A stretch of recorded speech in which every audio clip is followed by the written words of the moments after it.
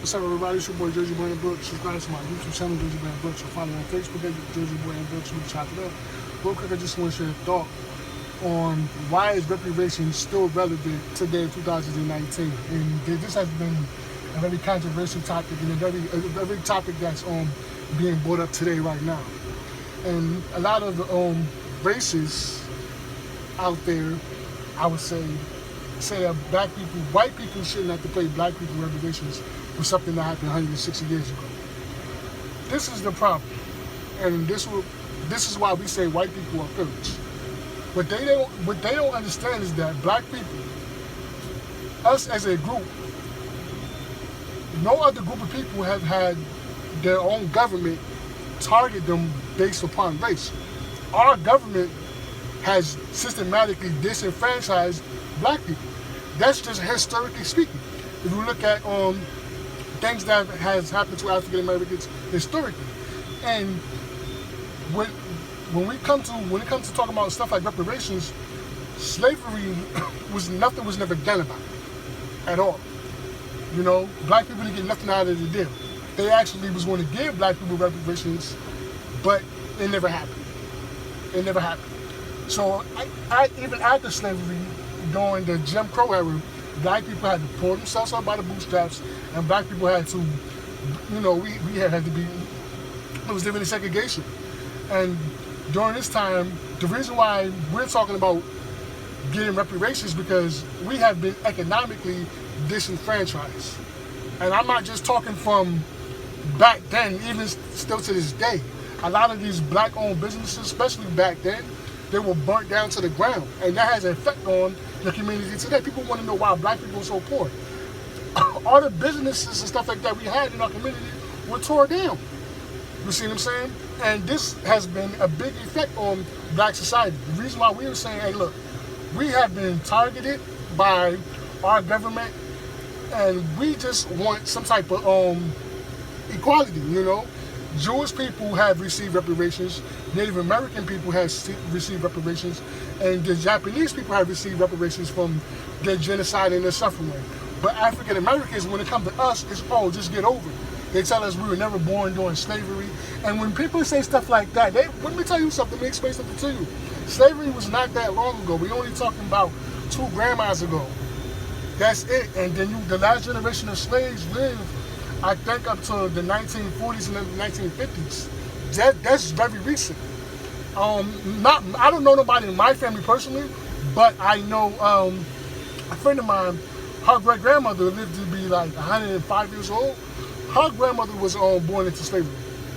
So you can miss me with this, we were never born during slavery and we wasn't around back then. No. We appreciate the sacrifices that was made. So we should just forget about it. We should just, like, no, we know what's up. And our ancestors went through pain and hell, and they didn't get nothing out of it, you know, and everybody else got something out of the deal, you know.